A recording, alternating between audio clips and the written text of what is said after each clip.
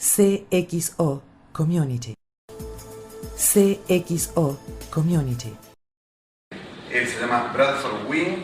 Quedamos en que le vamos a presentar como Brad Pitt. No, Brad Pitt no era, ¿no? No. Ah, es Brad Wing. Señores, fuerte el aplauso para él.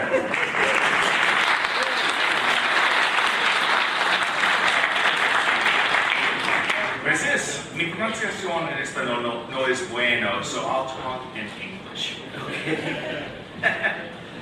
Wonderful. And let's see, where is the... Okay, the next slide, please. Do we have a...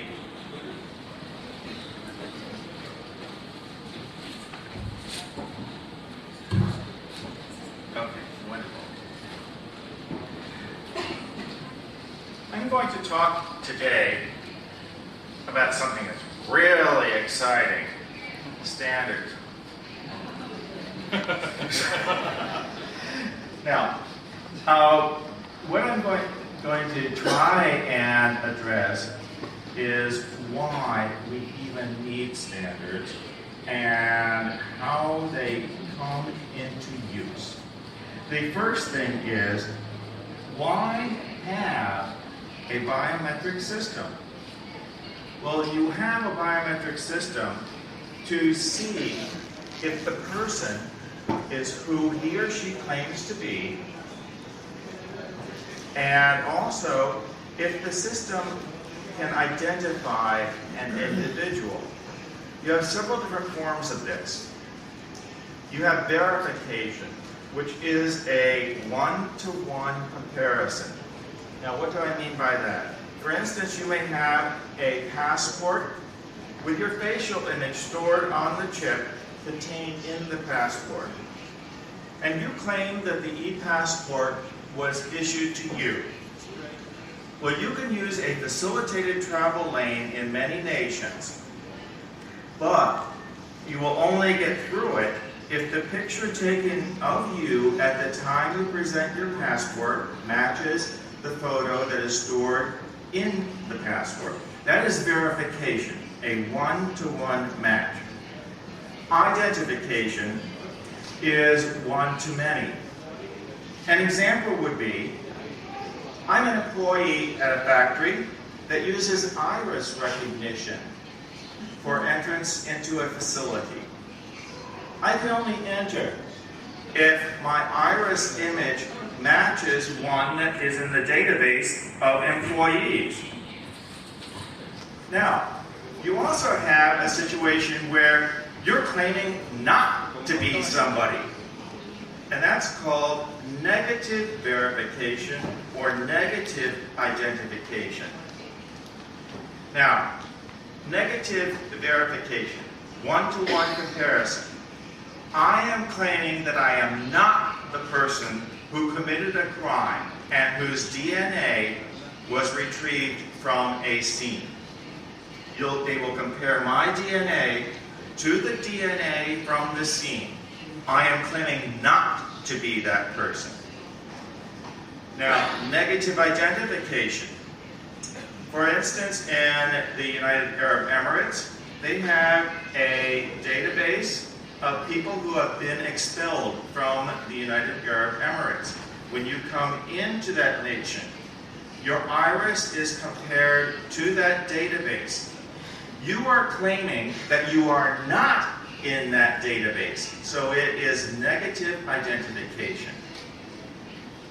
Now, can the person be identified given the information in the system? Again, identification. An example would be a person with Alzheimer's disease, which is a disease that is progressive and non-curable, dementia. It's similar to dementia. Now, say that an Alzheimer's patient is found wandering the streets and he is brought to a police station. You take the fingerprints of that individual, and if the person matches one in the database of disappeared individuals, you are identifying that individual against the database there. Classification. This is an interesting case.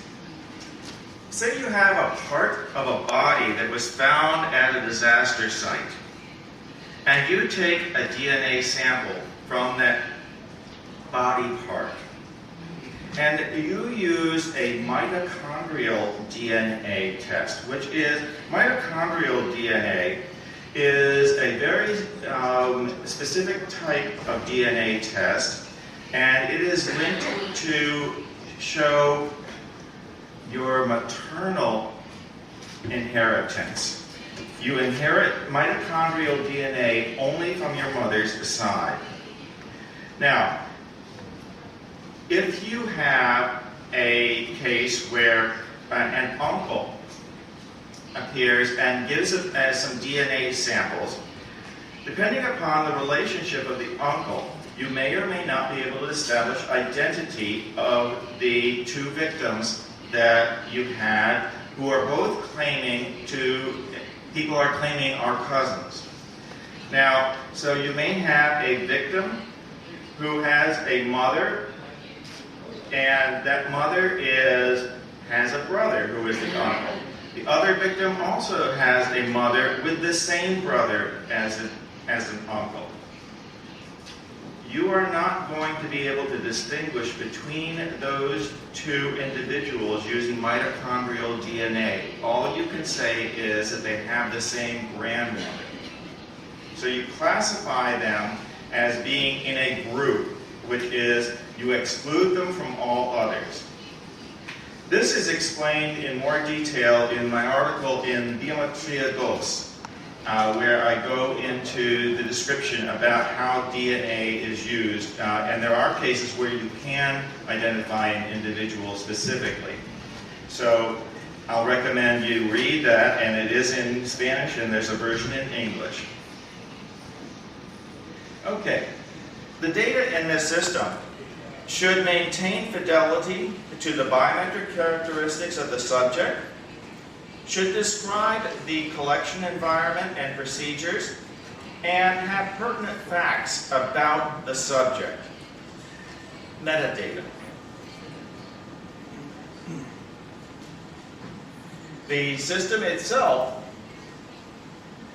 should have a high degree of reliability, and that means that you have false match and false non-match rates that are within tolerable ranges. No biometric system is perfect. And when you establish a system, you have to say, how much am I willing to accept as false matches or false non-matches? A bank may have a different level than a nuclear facility. Okay? You also will have to deal with what is my mean time between failure, and what are my maintenance requirements? Do I have to clean the fingerprint capture device after every use? Do I have to set up a heating system for the biometric capture device if it is used outdoors? All sorts of things like this need to be considered. Now, you also want to appropriately protect the subject's data. That is a very, very important part of system design. Now, this slide is stating it in English and an approximation of it in Spanish, so I'll leave that up there. But the need for standards is to help ensure that a biometric system meets the needs of the system owner and is able to interface with other systems where it's appropriate. Standards developing organizations have created standards for this very purpose. They want to make sure that the data is usable, not only in one system, but in many systems, that it is collected properly, maintained properly, and will be usable in the future. Experts from academia, government, and private industry come together in special fora to develop these standards. Now, I'm going to address some of the aspects of a biometric system. And I'm going to ask you whether you think that certain parts of it should be subject to standards, normas, or whether they are subject to standard operating procedures, or whether they are open to various interpretations and thus not suited for standards. Okay, you have biometric sample collection. Let me just give a background. Facial recognition algorithms work best with a full frontal image. And there's a deterioration in the rate of recognition as your image goes to the side, as opposed to full frontal. Now, do you think that there's a need for a standard in that area for biometric sample collection? Let me just see some hands. Yes? See? Oh, most of you say no. There is a need. And for instance, there is a need for a standard in how the photo is collected.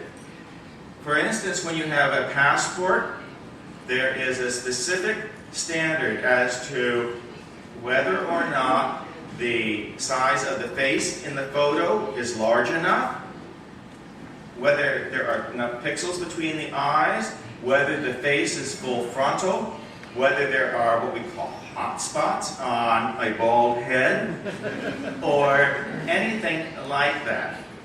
So the biometric sample collection is very specified in standards. Associated metadata recordation. Now, why would we even care about that? Well, for instance, you have a fingerprint. Did that fingerprint come from this finger? This finger? From me? From him? What's the information associated with that fingerprint? It's true. You can send a fingerprint with no information into a system to see whether there is a match there. But if you have information about it, it assists in the comparison, and also it aids in the use of the information once a match has been made. In the example I gave about DNA, the associated metadata collection is really important because you have to know whether the uncle is the brother of the mother or the brother of the father of the victim to be able to use the DNA properly. Retrieval of biometric data to compare against. Okay, this is a complicated thing. Do I have the information stored on my computer that I bring out into the field, into a battlefield? Or do I have to go back to a central database that may be thousands of miles away? How do I best transmit that information? And there are other systems that have the information stored right on a, what we call token, your identification card. So the data is retrieved immediately. Well, how do readers know how to retrieve that information from the card unless there's a standard that says, hey, I've got this card, it was made by manufacturer X, I've got a different card made by a different manufacturer. How do I ensure that I can read both of them on the same reader? That's an example of why you may need standards.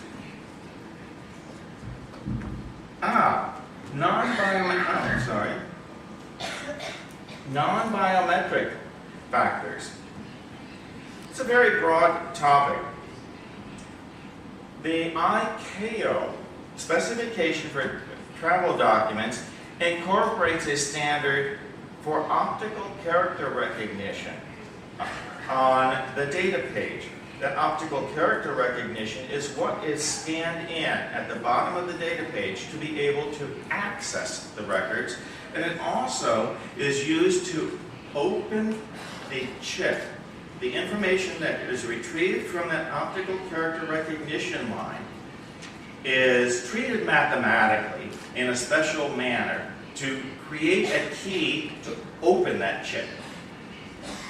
Well, you need to make sure that you have that clearly specified, or else there will be no international travel using e-passports. Another area is sample quality analysis. Okay? Now, if you have the opportunity and you are collecting a fingerprint from somebody, you want to make sure that that fingerprint is a good enough quality at the time you capture it to be able to be used later.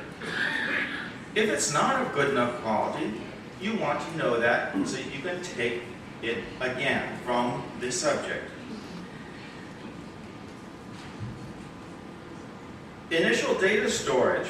This is very important. You capture the information. How do you store it initially in your capture device or in other locations? You may have compression algorithms to make the information in a smaller format. If you do that wrong, you destroy the data, and it is unusable. You're introducing errors into the data.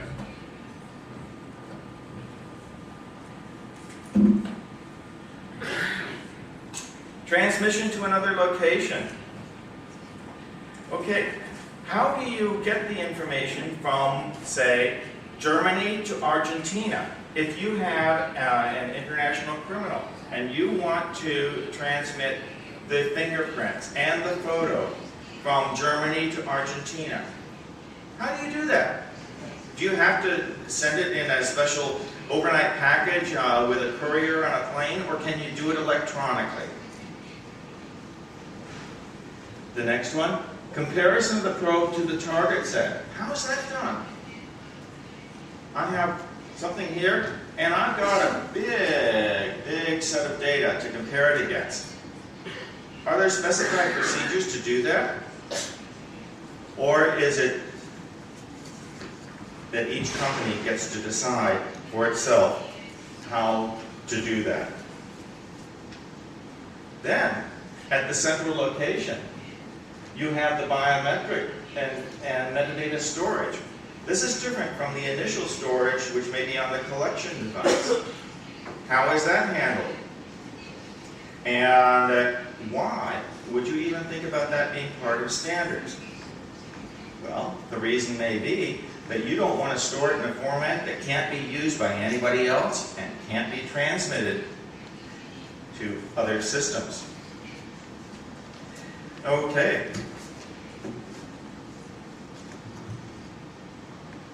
Database analysis. Is this an area for standards? We'll let you decide. Okay. You want to look at the database and determine whether the information in it is true and accurate. You may have several fingerprints in there, and you think that they're from the same person. You may want to link those records. What about if somebody had linked records and it's shown that they are not from the same person? How do you delink those records? This process is called database reconciliation. So that's an important part of the system to consider. Keep doing that. Okay, software and hardware reliability. Is that something to consider for standards? In other words, do you want one answer one time? Do you want a different answer the next time? Do you want the system to be stable? System performance analysis.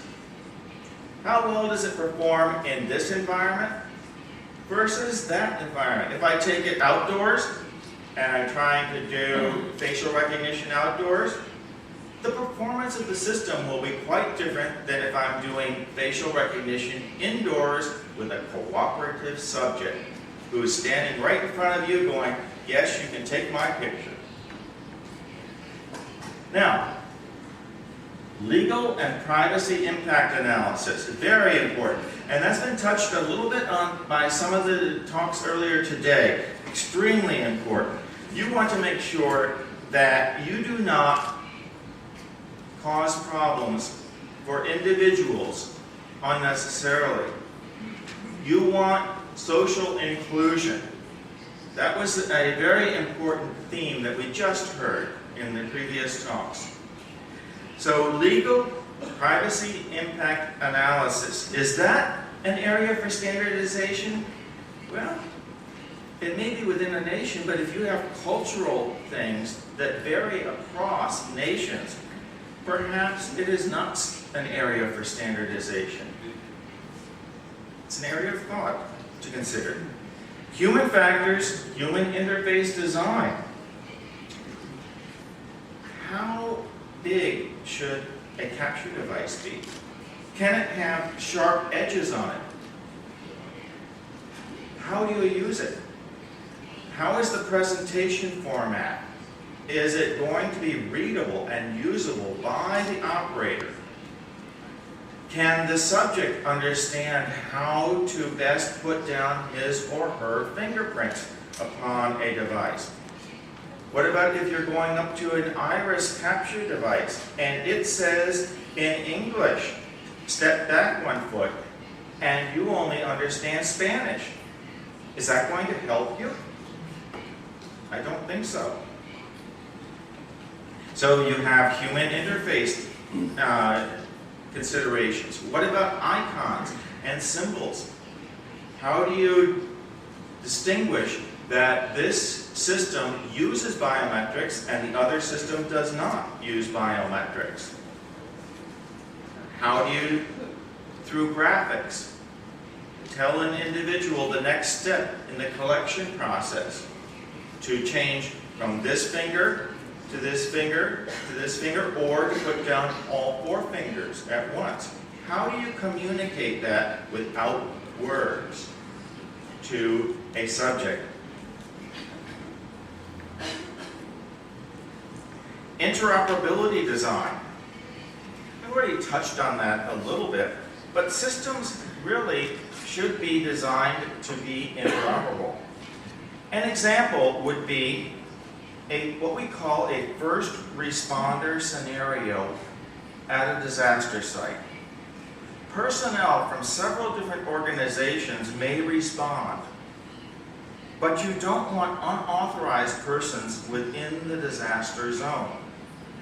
For instance, firefighters from one jurisdiction may have had their fingerprints enrolled at the time of employment with the fire company. Medical practitioners from the hospital may have had their fingerprints enrolled when they joined the medical staff. If each system has been designed to store the fingerprint data in a standardized format, then a mobile system at the disaster site could be loaded with the fingerprint data from those various systems to identify the individuals who have authorized access into the disaster zone.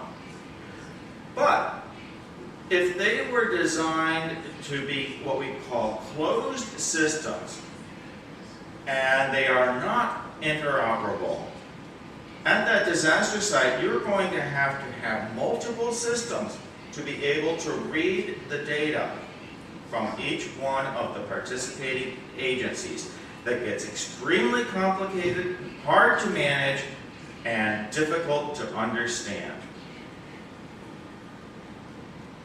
Interoperability. Interpol. We have a representative from Interpol here. Nations that want to send their fingerprint information to Interpol have to have that fingerprint information in a specified format to be able to be used, and for other nations to access that database to see whether the person that they have apprehended is wanted for crimes against humanity or other issues. Certification of biometric products. and the laboratories that test biometric systems, and the testing procedures themselves. Why would you want that? Well, for instance, the FBI in the United States looks at fingerprint capture devices to ensure that they have the optical quality to capture fingerprints well enough so that the FBI will accept those fingerprints captured at various police departments. They publish a list of products that have been tested and validated that can send fingerprints to the FBI. They don't want fingerprints that have just been captured by a set of equipment that was manufactured in someone's garage. They want good quality fingerprints. There are similar requirements for systems for compression of fingerprints that are run by NIST, where I work, and various other things. Laboratories themselves, why would you want to accredit them? Well, if you are a manufacturer and you want to have your product purchased by several different organizations, you want to be able to say, it's been tested by a laboratory that verifies it works well and under these circumstances. Well, you want that laboratory to have its testing procedures verified by an independent outside area. In the United States, we have a program called NVLAP, and NAVLab, which goes and looks at the laboratories and determines if they meet the standards for accreditation. So that is one area. And also the testing procedures themselves. Are there standard procedures that are used to test biometric equipment in certain environments or others? Security is another area. Let's see if I missed that. Okay. We have performance and the security. Okay. That's information assurance, liveness, and fraud detection. Okay, that's the last one. Now, what types of biometric standards exist? Well, there are several. There are standards for biometric data collection, storage, and exchange of records. There are transmission profiles. Biometric identity credentialing profiles. That's a fancy set of words to say for my access card into the facility or my employment card. Technical interface standards, conformance testing methodology standards, and performance testing methodology standards.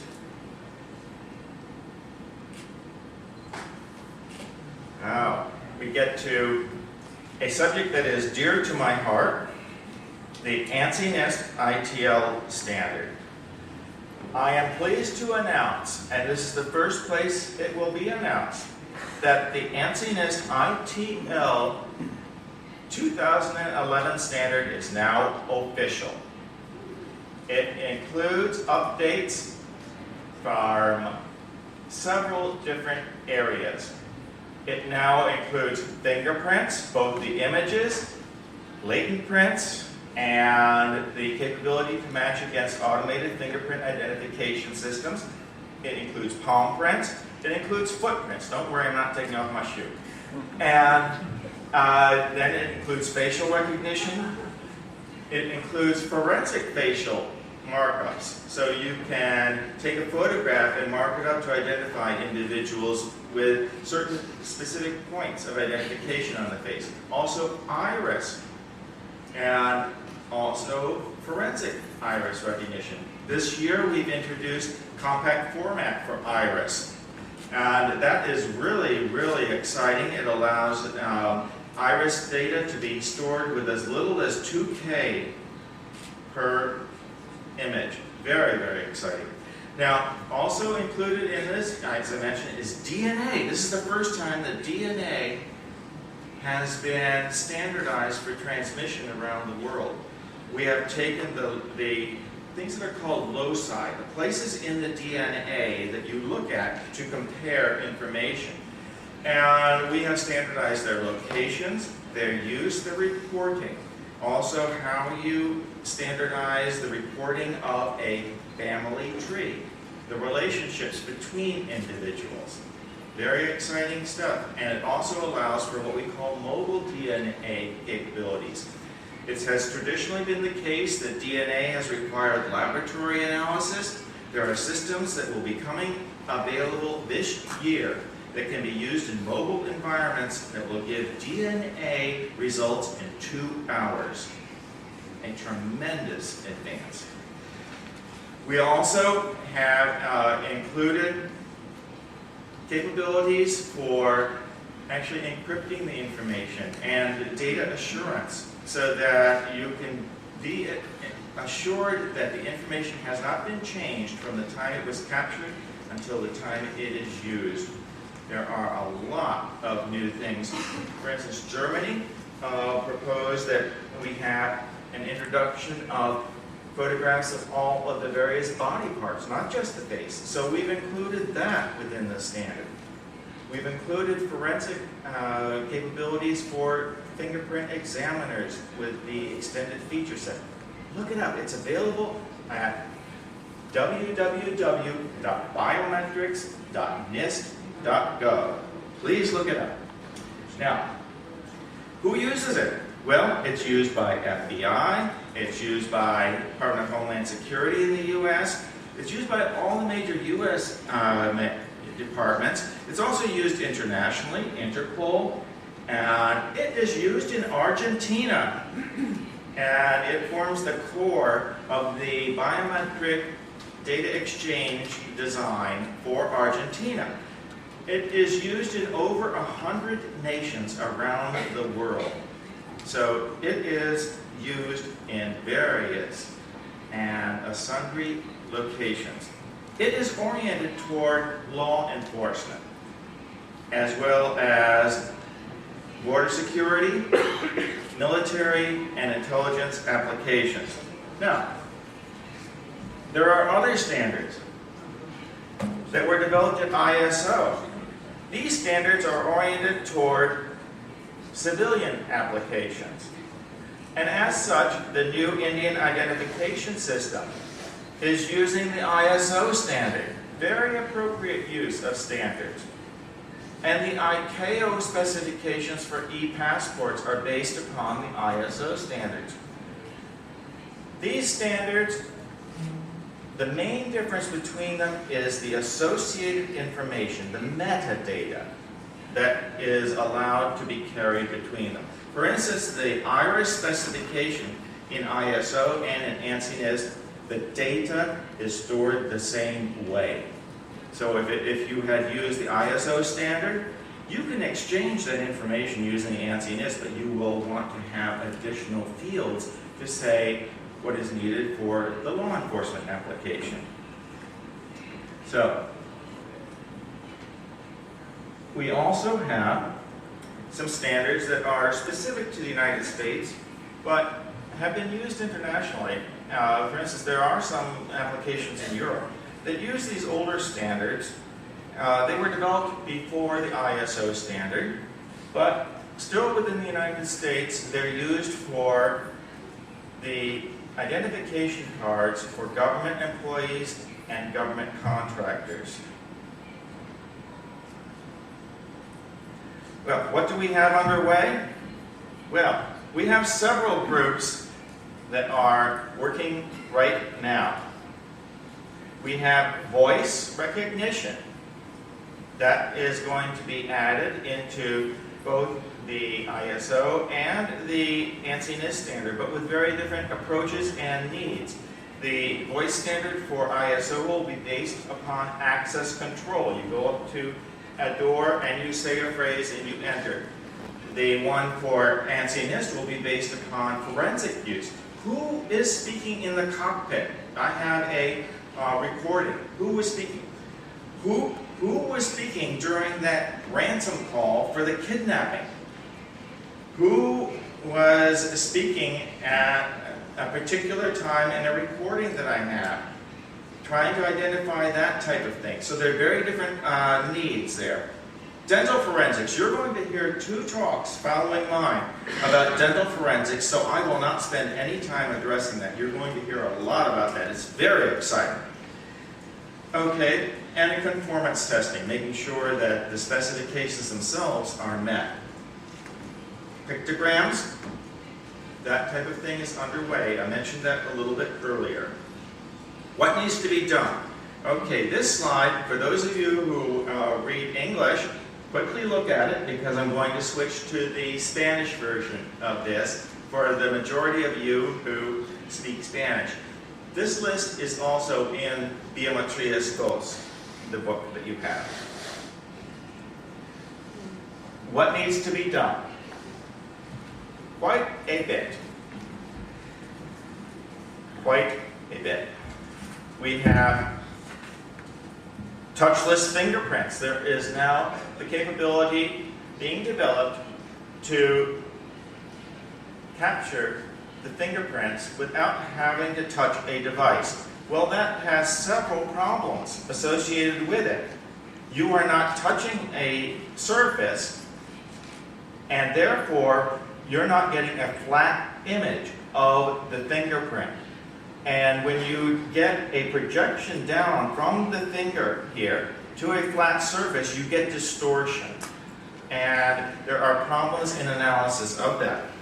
How do you transform three-dimensional fingerprint data sets so that they can be used with the large data sets that are available in 2 dimensions all around the world? Okay, ear shape. Gait, that's how you walk. Okay? Human odor. Yes, that is being researched, believe it or not. Each person has a specific odor. And I'm not talking about perfumes. Okay? I'm talking about your natural odor. Ocular biometrics. That is the area around the eye.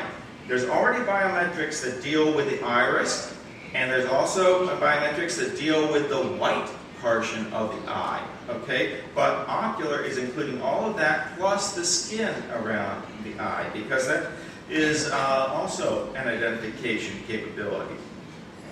Near and mid-range infrared facial imaging. This has been researched for a long time, but it's only now really beginning to mature. Ooh, I hate to talk about the next one, aging of the subject. I'm getting older every day. I don't know about you. And so aging of the subject, but also aging of the biometric sample. What about detection of deliberate changes to a biometric characteristic? Plastic surgery. You go in, you have a nose alteration.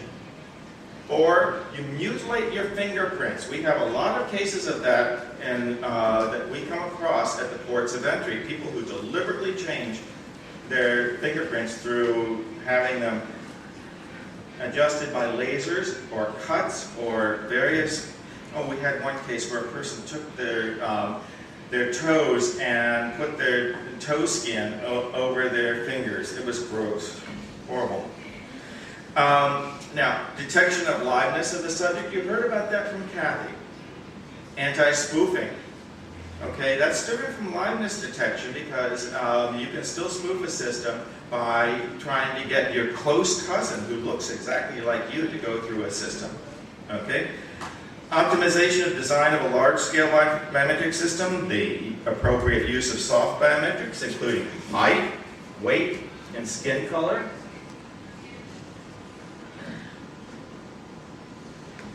And data quality analysis at the time of capture, formalizing that, integration with other processes and procedures, such as the detection of micro movements typical of this seat. In other words, your cheeks may just move a little bit, or you may have some throbbing here on your neck.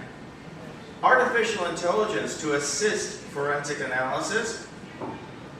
Biometric system design for optimum performance by users, including accessibility for disabled persons.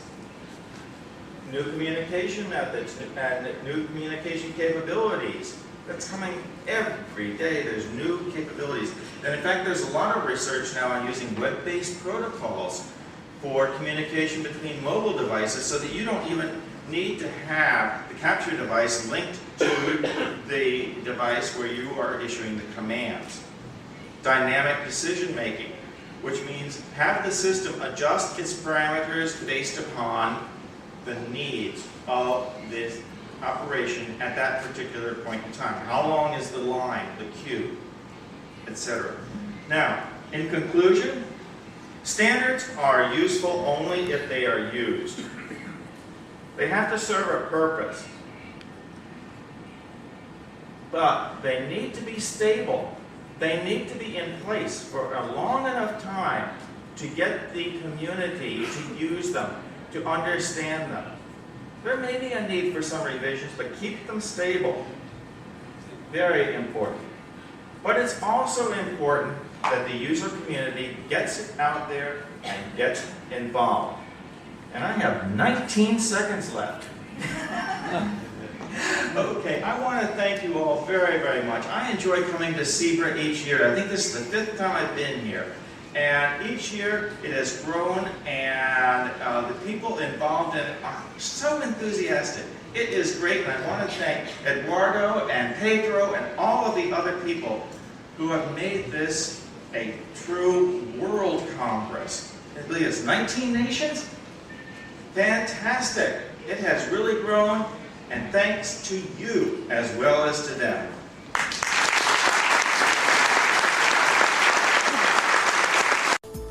cxocommunity.